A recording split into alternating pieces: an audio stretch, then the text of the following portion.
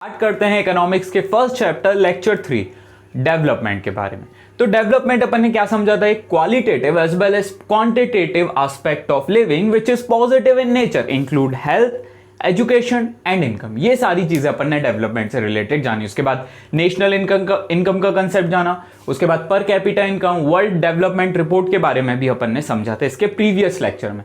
आज अपन देखेंगे public facilities, body mass index और एचडीआई के बारे में कि ये सारी चीजें होती क्या है। तो स्टार्ट करते हैं ना सबसे पहले पब्लिक फैसिलिटीज। देखो बहुत ही ज्यादा इंपॉर्टेंट एक कंसेप्ट याद है, क्यों पब्लिक फैसिलिटीज दी जाती है। ज्यादातर पब्लिक फैसिलिटीज वो देश में दी जाएगी जो या तो कम्युनिस्ट है या तो सोशलिस्ट है। क्लियर हुई ये बात? ज्यादातर पब्लिक फैसिलिटीज कहां मिलेंगी, या तो कम्युनिस्ट देश होगा कोई या तो सोशलिस्ट देश होगा कोई। क्लियर? सोशलिस्ट मतलब सोसाइटी में, कम्युनिस्ट मतलब लेबर्स के ऊपर स्पेसिफिक ध्यान देने वाली सोसाइटीज में ये वेलफेयर से रिलेटेड ज्यादा काम किए जाते हैं। अब इंडिया इस कंडीशन में क्या है, तो इंडिया भाई साहब क्या है, सोशलिस्ट। क्लियर? अगर आपने प्रियम्बल नहीं पढ़ा ना तो एक बार प्रियम्बल जाके देखना जरूर। उस प्रियम्बल में ना भारत एक समाजवाद के रूप में दर्शाया गया है, इंडिया एज अ सोशलिस्ट के रूप में रिप्रेजेंट किया गया है। यानी मेजर फोकस किस पे रहेगा भाई साहब, हमारा सोसाइटी पे। किस पे रहने वाला है, सोसाइटी। और जब आप सोसाइटी की बात करोगे तो सोसाइटी में रिच भी होंगे और पुअर भी होंगे। रिच तो पूरी फैसिलिटीज को अफोर्ड कर सकते हैं, पूरी फैसिलिटीज उन तक आ जाएंगी एक्सचेंज ऑफ मनी के द्वारा, लेकिन क्या पुअर सारी फैसिलिटीज को अफोर्ड कर सकते हैं? तो आंसर होगा बिल्कुल नहीं। Is that clear? तो इस वजह से ना कंसेप्ट इंट्रोड्यूस होता है पब्लिक फैसिलिटीज का। ये हो गया पहला व्यू। दूसरा व्यू समझो भाई साहब। एले खान बहुत ही शानदार व्यक्ति, इन्होंने कहा कि terrorism sprout from the deprived classes. Terrorism sprout from the deprived, कैसी क्लासेस, डिप्राइव्ड क्लासेस। तो अगर एक चीज बताओ, आप एक क्लास को पूरी फैसिलिटीज दे रहे हो, दूसरी क्लास को फैसिलिटीज नहीं दे रहे हो, तो क्या इससे क्राइम रेट बढ़ेगा? बिल्कुल सही बात है। क्या इससे एक प्रकार से टेररिज्म इंक्रीज होगा? बिल्कुल सही बात है। तो इस वजह से ना ये कुछ ओपिनियंस के, देखो बच्चों अपन को ना 360 व्यू लेके आना है अपने दिमाग में। अगर आपके अंदर 360 व्यू है ना तो आप हर एक चीजों को ना बहुत अच्छे से समझ सकते हो, व्यू कर सकते हो। तो इन दोनों चीजों के कारण ना और भी बहुत सारी चीजें होंगी, these are limited. Okay, public facilities जैसी चीजें इंट्रोड्यूस की गई। क्लियर? जिसमें पहली चीज आती है ना पब्लिक डिस्ट्रीब्यूशन सिस्टम। अब इंडिया के बारे में जानो भाई साहब। इंडिया क्या है, खाद्य निर्भर है, मतलब फूड प्रोडक्शन बहुत अच्छा होता है, ठीक है, इंडिया में। अब इंडिया ने ना उसको डिस्ट्रीब्यूट करने के लिए एक सिस्टम तैयार किया, पब्लिक डिस्ट्रीब्यूशन सिस्टम। इस सिस्टम में ना गरीब और एपीएल, बीपीएल और जो बुजुर्ग व्यक्ति हैं उन सभी को ना फ्री में और कुछ या कम पैसों में खाना देने की बात कही गई। ऐसा क्यों भाई साहब? एक चीज समझो, अगर आपका पेट खाली है ना तो आपको सिर्फ क्या आने वाला है, गुस्सा। यस और नो? क्योंकि हमारा एवोल्यूशन ही इस तरीके से हुआ। ये बार बार हम कंसेप्ट आपको बताते हैं, अगर खाली पेट है तो आपको क्या आएगा, गुस्सा। तभी तो इमेजिन करो आज से 20,000 साल पहले अगर आपको गुस्सा नहीं आता तो क्या आप शिकार कर सकते थे? क्योंकि शिकार करने के लिए आपको एग्रेशन चाहिए, और एग्रेशन कब आएगा, जब आपका पेट खाली होगा। ये चीज अपने व्रत का यार मूल कंसेप्ट तो समझो भाई साहब। जो आप व्रत रखते हो उसका मूल कंसेप्ट क्या है कि खाली पेट आपको अपने इस पे विजय पानी है, दिमाग पे विजय। बहुत गहराई में बात बोल रहे हैं। व्रत का मेन कंसेप्ट क्या है, खाली पेट अपने गुस्से को कंट्रोल में करना है, क्योंकि ये तो इंसान का नेचर है। खाली पेट क्या आएगा, गुस्सा आने वाला है, ये तो तय है बात। तो भाई साहब अपन ने एक नई चीज सीखी। तो क्या हुआ, इस चीज को ना शॉर्ट आउट करने के लिए लोगों का क्या करने की कोशिश की गई, पेट भरने की कोशिश की गई, ठीक है। और वो कैसे करोगे आप, फूड को डिस्ट्रीब्यूट करके। किस चीज को डिस्ट्रीब्यूट करके, फूड को डिस्ट्रीब्यूट करके। उसके लिए एक चैनल क्रिएट किया गया जिसको अपन क्या बोलते हैं, पब्लिक डिस्ट्रीब्यूशन सिस्टम। जैसे राशन शॉप आपने नाम सुना होगा ना, ठीक है, ये सी के अंदर आते हैं राशन शॉप्स। तो इससे क्या लोगों का पेट भरेगा? बिल्कुल हाँ। क्या लोग विरोध कम करेंगे? हाँ कम करेंगे।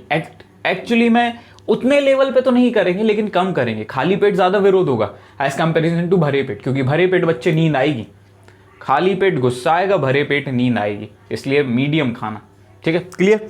तो ये चीज हो गई पब्लिक डिस्ट्रीब्यूशन। सेकंड क्या है, गवर्नमेंट हॉस्पिटल। एक चीज बताओ, अगर किसी देश के बारे में समझना है, इमेजिन करो गवर्नमेंट हॉस्पिटल वहां नहीं है क्योंकि लोग उतने अमीर हैं, तभी तो नहीं है गवर्नमेंट हॉस्पिटल। लेकिन इंडिया जैसा देश जो सोशलिस्ट है और इंडिया में इतने बड़े लेवल पे पॉवर्टी है, 21.9 HCR है इंडिया का, हेड काउंट रेशियो पॉवर्टी से रिलेटेड 20, मतलब 100 लोगों में 21.9 लोग क्या है इंडिया में गरीब हैं। तो इनके लिए ना अपन को क्या एक गवर्नमेंट हॉस्पिटल का कंसेप्ट तो देना पड़ेगा। क्यों देना पड़ेगा भाई साहब? कोई व्यक्ति जो 10 साल जी सकता था, 10 साल जिया और वो 30 साल और जी सकता था, तो 10 साल में अगर वो सपोज करो 1 लाख रुपए कमाया तो 30 साल में कितने कमा सकता था? 3 लाख।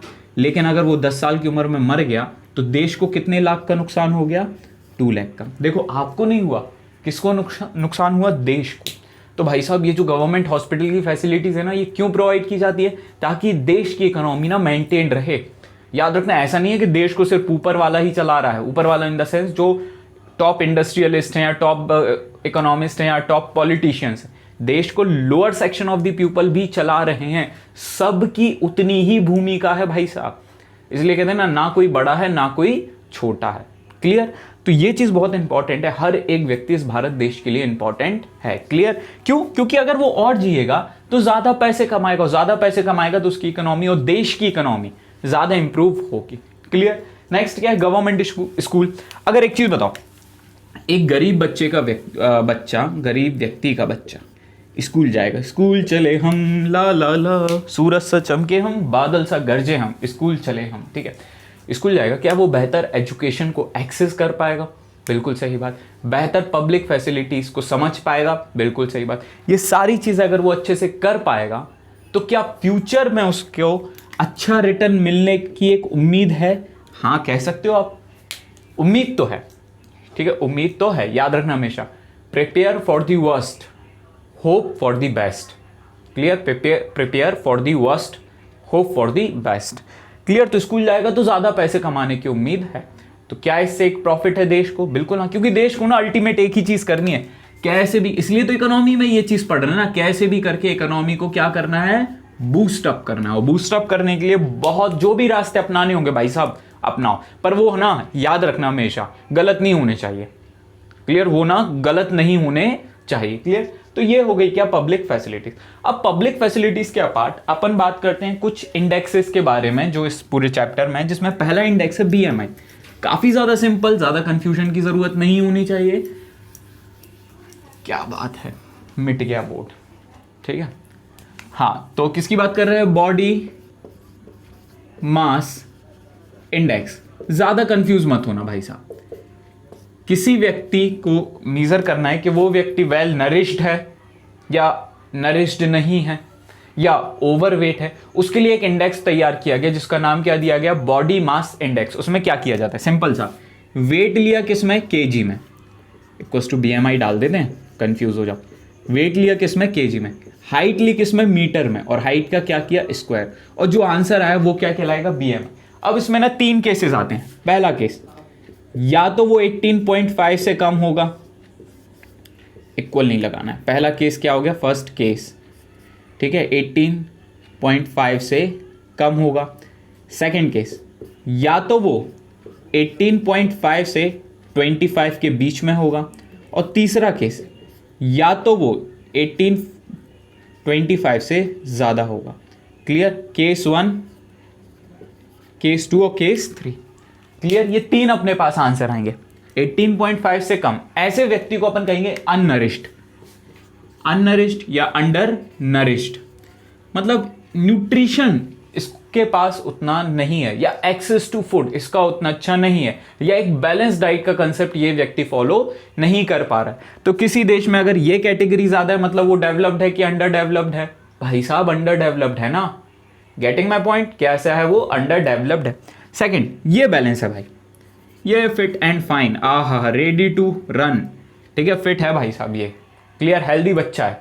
ठीक है, नेक्स्ट क्या है? थर्ड केस 25 से, ये ओवरवेट है। और ओवरवेट ना बहुत बेकार चीज़ है। क्यों बेकार चीज़ है? देखो लुक वाइज हम कुछ कमेंट ही करें, बेकार इसलिए आपके इंटरनल चीज़ों को खराब करना चालू कर दिए। वेन्स ब्लॉक होने के चांसेस हैं, ठीक है, ब्लड प्रेशर की सिचुएशंस क्रिएट हो जाती हैं, आप जल्दी, आपका स्टेमिना उतना ज़्यादा नहीं होता है, आप ज़्यादा वर्क नहीं कर सकते हो, ठीक है, वर्क डन आपका उतना ज़्यादा इफेक्टिव नहीं होता। तो ये कुछ चीज़ें आती है किससे? बीएमआई से। अब एक चीज़ याद रखना, बीएमआई ना ग्रोइंग चिल्ड्रंस पे वैलिड नहीं है। क्लियर? किसके लिए वैलिड नहीं है? ग्रोइंग चिल्ड्रंस के लिए, ग्रोइंग चिल्ड्रन के लिए वैलिड नहीं है। ये सिर्फ किसके लिए वैलिड है? जो अडल्ट है। Getting my point? जो क्या है? अडल्ट है। हाँ, एक आपको एनसीईआरटी में पीछे लिस्ट मिल जाएगी, ऑल्दो वो एक अजम्पशन पे बेस्ड होता है। कैसा होता है वो? अजम्पशन पे बेस्ड होता है। लेकिन अगर आपको फाइन रिजल्ट चाहिए ना, तो थोड़ा सा इंतजार करना पड़ेगा प्यारे दोस्तों, और उसके बाद आपकी क्या आएगी? बीएमआई इंडेक्स आएगी, और उसमें आप बताना कि आप, चलो एक नीचे कमेंट सेक्शन में भेजना कौन लोग अंडर नरिश्ड हैं, कौन हेल्दी हैं और कौन ओवरवेट है। क्लियर? ओवरवेट की अपन एक्सरसाइज बता देंगे, अंडर नरिश्ड के बारे में हम खुद पतले यार, अंडर नरिश नहीं, पर हमारा एग्जैक्ट आ रहा है 19.1 समथिंग आता है बीएमआई। ठीक है, तो ये चीज याद रखना। नेक्स्ट और मोस्ट इंपॉर्टेंट टॉपिक के बारे में बात करेंगे, HDI। ठीक है, तो HDI आपने सुना होगा, ह्यूमन डेवलपमेंट इंडेक्स। क्लियर हुई ये बात? अब HDI कहाँ से कंसेप्ट आया, क्यों आया, ये सारी चीजें अपन को बहुत डिटेल में समझनी होगी। लास्ट टॉपिक है तो बड़े ध्यान से समझो, ह्यूमन डेवलपमेंट इंडेक्स। पहले तो खामियां देखो, जो वर्ल्ड डेवलपमेंट रिपोर्ट थी वो सिर्फ किसको लेके चल रही है? पर कैपिटा इनकम को लेके चल रही है। अब पर कैपिटा इनकम की अपन ने खामियां देख ली कि आप अच्छा एनवायरनमेंट नहीं बता सकते हो, उस जगह की लिटरेसी नहीं बता सकते, उस जगह क्राइम रेट कितना है वो नहीं बता सकते। तो ऐसी चीजों को शॉर्ट आउट करने के लिए ना 90s के आसपास यूएनडीपी ने एक लिस्ट तैयार की, जिसको, या एक रिपोर्ट तैयार की HDI, जिसको ह्यूमन डेवलपमेंट रिपोर्ट या ह्यूमन डेवलपमेंट इंडेक्स भी कहते हैं। बनाया भाई साहब दो लोगों ने, एक भाई साहब थे अपने यहाँ के भारत के, और एक थे पाकिस्तान के। देखा, दो दोस्त दुश्मन आपस में मिलकर बैठे और दुनिया की सबसे अच्छी चीज करके दिखा दी।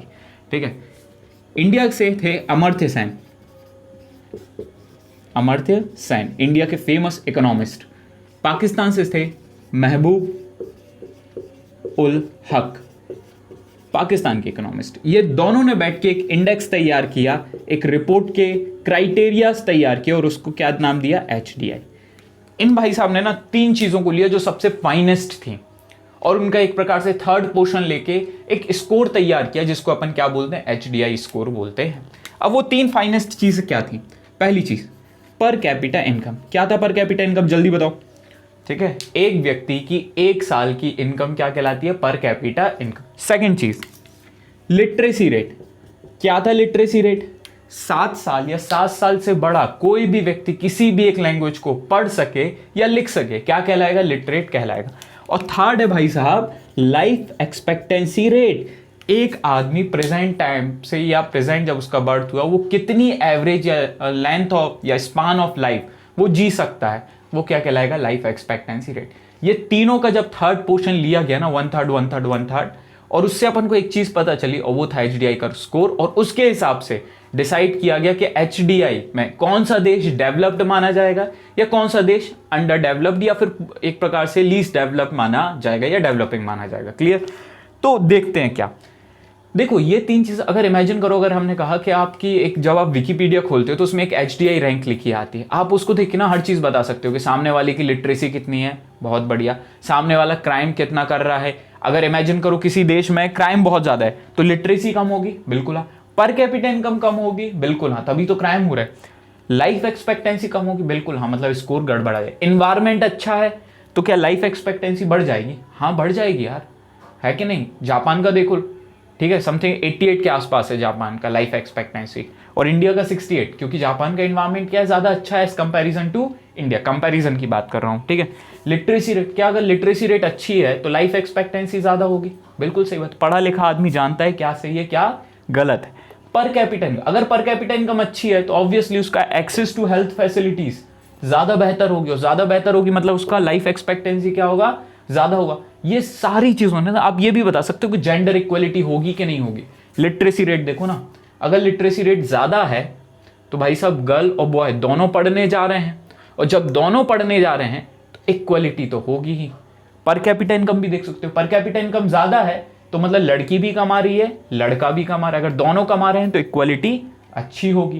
क्लियर हुई बात? लाइफ एक्सपेक्टेंसी अगर अच्छा है तो मतलब लड़की भी ज़्यादा जी रही है, लड़का भी ज़्यादा जी रहा है, यानी अगेंस्ट वुमेन जो क्राइम हो रहा है वो कम है। ठीक है, क्लियर? तभी तो लाइफ एक्सपेक्टेंसी ज़्यादा है ना। तो इसके कारण अपन हर एक चीज़ से, मतलब हर एक सिनेरियो पकड़ सकते हैं सिर्फ किससे, HDI को यूज़ करके। अब इसने ना 3 केसेस को अपन को समझना है HDI में, ठीक है। ऊपर लिख देते हैं थोड़ा सा, या चलो यहाँ लिख देते हैं साइड में। 3 केसेस को समझना है। पहला केस, आपका स्कोर HDI का ऐसे लिखते हैं, ठीक है, ग्रेटर देन या इक्वल्स टू 0.8 जा रहा है तो आप क्या हो, डेवलप्ड देश हो। ग्रेटर देन या इक्वल टू 0.8 जा रहा है तो आप क्या हो, डेवलप्ड। सेकंड केस, आपका स्कोर 0.8 से 0.8 नहीं 7.79 समझ लो, 0.5 तक अगर आपका स्कोर जा रहा है तो आप क्या हो, एक प्रकार से एवरेज नेशन कह सकते हो। और थर्ड केस, ठीक है, लीस्ट डेवलप, ये हो जाएगा क्या, 0.5 से नीचे। क्लियर, ये क्या हो जाएगा, लीस्ट डेवलप देश कहलाएगा। तो ये 3 केस है, अपन ने 3 केस BMI में देखे, ये 3 केस अपन को यहां याद रखने।